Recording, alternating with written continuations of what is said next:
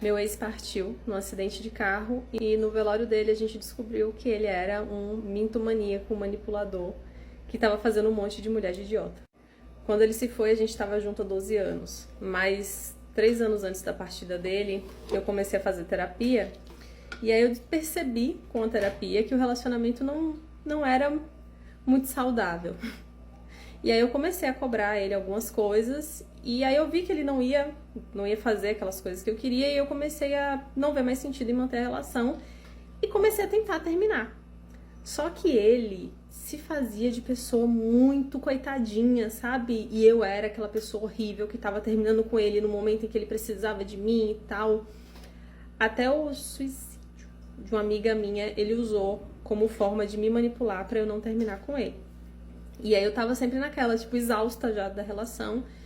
Mas ele não permitia, ele me seguia, ia atrás de mim. Eu viajava pro interior pra ficar longe dele, ele ia atrás de mim, batia minha porta de madrugada, é um caos. Depois eu conto essas situações. Mas enfim, eu tinha viajado, tinha ido pro interior, e aí lá eu recebi a notícia que ele tinha sofrido um acidente de carro e que tinha partido.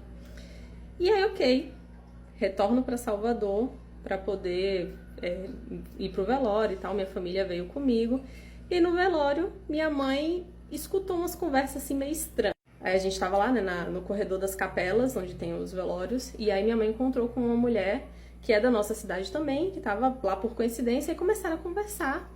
E aí minha mãe falou que era o velório do genro dela. E aí a mulher falou que estava no velório do namorado da amiga dela, que estavam juntos há 3 anos. E aí a mulher soltou, não, acho que foi minha mãe soltou o nome do defunto, né? E aí a mulher falou, então você é mãe de fulana? Aí minha mãe parou assim, não, eu sou mãe de Kaline. Aí a mulher ficou branca, correu, e minha mãe já ficou ligada, chamou uma amiga minha, né, Denise, e chamou e falou assim, ó, acabou de acontecer isso daqui.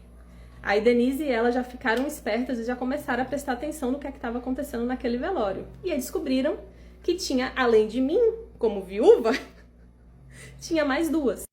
Só que aí minha mãe estava muito preocupada comigo porque eu realmente estava destruída, ela não quis me contar. Ela guardou segredo ali, pediu pra Denise também não me contar. Beleza.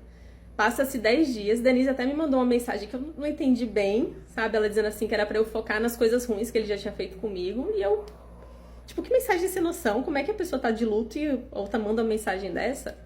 Enfim. Aí um belo dia, 10 dias depois desse velório, eu percebi que eu tinha recebido uma mensagem de uma conhecida ali da gente que tinha perguntado o que tinha acontecido com ele. E na hora eu tava muito mal, eu não respondi. E aí eu lembrei que eu tinha deixado essa pessoa sem resposta e fui lá olhar pra poder responder. Aí eu vi que a pessoa tinha apagado a mensagem. Aí eu estranhei, por que ela apagou a mensagem? Aí eu entrei no Instagram dela pra poder, né, pedir desculpa por não ter respondido e tal, e explicar que eu tava mal, né? E aí quando eu entrei nos stories, ela estava ali me detonando, falando um monte de coisa horrível sobre mim e falando sobre o grande amor que ela tinha vivido com o defunto. Aí como assim? Como assim? Essa pessoa, ela era amiga da irmã dele e ele vivia falando muito mal dela. Tanto que ele xingava essa mulher, ele chamava ela de gorda, pelancuda, dizia que ela era louca, que não suportava ela. Eu nunca poderia imaginar que ele poderia ter um caso com essa mulher. Tipo, sabe? Não fazia sentido pra mim. E aí eu parei, tipo, tremendo, mostrei pra minha mãe, ó, o que essa mulher tá falando. Aí minha mãe olhou pra mim e falou, então, eu tenho uma coisa pra te contar, mas você não pode se entregar. Aí eu, me conte. Foi aí que ela me contou de tudo que ela tinha visto no velório. Só que aí eu não sabia quem eram essas 2 mulheres do velório, porque essa era já uma terceira. As 2 do velório eu não fazia ideia. Uma eu sabia o nome e a outra eu só tinha uma foto de relance que Denise tinha tirado. E eu comecei a procurar no Instagram dele tentando achar essas mulheres, tentando ali. E assim, eu tava, sabe, em choque, porque eu tava arrasada com a morte dele.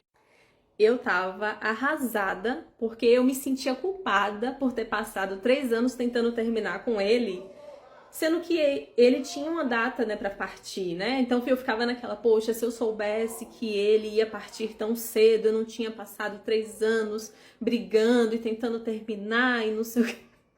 Ai, que raiva de mim. Esse negócio já tá com 5 minutos, vai ter que ter parte 2.